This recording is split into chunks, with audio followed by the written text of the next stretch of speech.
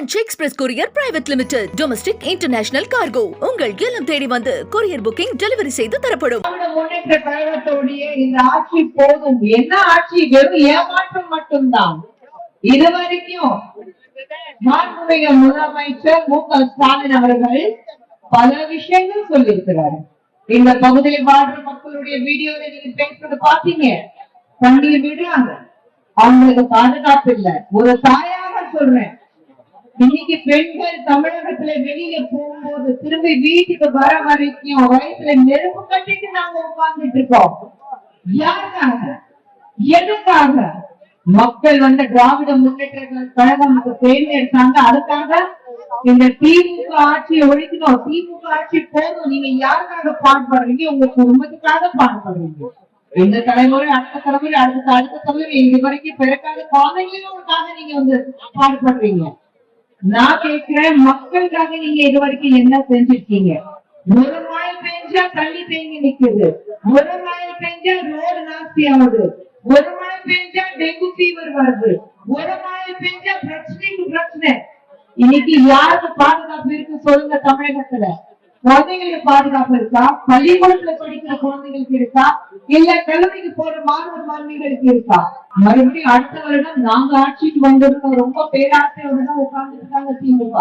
ஆனா அவங்களுக்கு ஒரு நல்ல பாடம் சொல்லணும். அதுக்கான எல்லா வேலைகளும் இன்னைக்கு பார்க்கணும். இன்னைக்கு நம்மளுடைய நம்பிக்கை, நம்ம மதம் எதை இருந்தாலும் இன்னைக்கு நீங்க திருப்பூர் குன்றத்துல நீங்க உச்சமலையில தீபம் ஏற்க கூடாதுன்னு சொல்லிருந்தீங்க. சுப்ரீம் கோர்ட் ஆர்டர் இருந்தும் நீங்க அது அனுமதிக்கல. இதுக்கப்புறம் ஜட்ஜ் சுவாமிநாதன் அவர்கள் உங்களுக்கு அனுமதிச்சதுக்கு அப்புறம் இன்னைக்கு இம்பீச்மெண்ட் அவருக்கு எதிராக நீங்க போட்டிருக்கீங்க. மறுபடியும் இன்னைக்கு பாத்தீங்கன்னா ஹைகோர்ட்ல இருந்து சுப்ரீம் கோர்ட்ல இருந்து எல்லா ஜட்ஜஸ் சுவாமிநாதன் அவர்களுக்கு சப்போர்ட் பண்ணி கடிதம் எழுதியிருக்காங்க. மக்களை நீங்க ஏமாத்திட்டு இருக்கீங்களா? ஏமாந்தது போதும். மக்கள் இனிமே ஏமாறதுக்கு தயாராக இல்ல. நான் கேட்கிறேன், இது வரைக்கும் நீங்க தமிழகத்துல கடந்த 5 வருடத்துல என்ன செஞ்சிருக்கீங்க? என்ன தமிழகத்தை முன்னேற்றம் பார்த்திருக்குமா? திமுக ஆட்சிக்கு வந்ததுக்கு இது வரைக்கும் 65% பெண்களுக்கு எதிரான கொடுமைகள் அதிகமாயிருக்கு. 65% நினைச்சு பாருங்க. 1%, 2% கிடையாது, 65%. எங்கே போறது? தாய்மார்கள் எங்கே போவாங்க? வீட்டுல ஆண்கள் வேலைக்கு போகும்போது வீட்டுல அம்மாவோ மனைவியோ என் பெண் குழந்தை இல்லைன்னா என் சகோதரி வீட்டுல தனியா இருக்காங்க, அவங்க விட்டுட்டு போகணும்னா எவ்வளவு கஷ்டப்பட்டுட்டு வெளியே போறாங்க. திருப்பி வீட்டுக்கு வந்தாங்க, அவங்க ஒழுங்கா இருக்காங்க, ஒரு போன் வந்தாங்க, பயந்துட்டு எடுக்கிறாங்க. என்ன ஓகேயா? இங்க பிரச்சனை இல்லையா? தண்ணி கிடையாது, சுவாசிக்கிறதுக்கு நல்ல காசு கிடையாது. உங்களுக்கு சுகாதார விஷயத்துல எதுவுமே பண்ணல நீங்க. நான் கேக்குறேன், எல்லா ரோடு செனட்டாப் ரோடுக்கு போது அந்த ரோடு எங்கேயாவது குழி பார்த்திருக்கீங்களா? எல்லா ரோடு எங்க மந்திரிகள் வீட்டுக்கு போகுது, அந்த ரோட்ல எங்கேயாவது தண்ணி தேங்கி நிக்கிறது பார்த்திருக்கீங்களா? அந்த ரோட்ல குப்பைகள் இருக்கிறது பார்த்திருக்கீங்களா?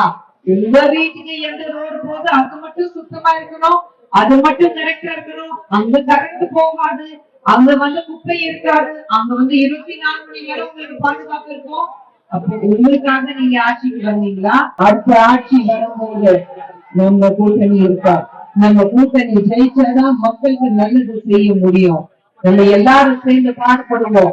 மக்களுக்கு நல்ல ஆட்சி கொடுப்போம், பெண்களுக்கு பாதுகாப்பு கொடுப்போம், நம்ம பசங்களுடைய எதிர்காலம் நல்ல உருவாக்குவோம்.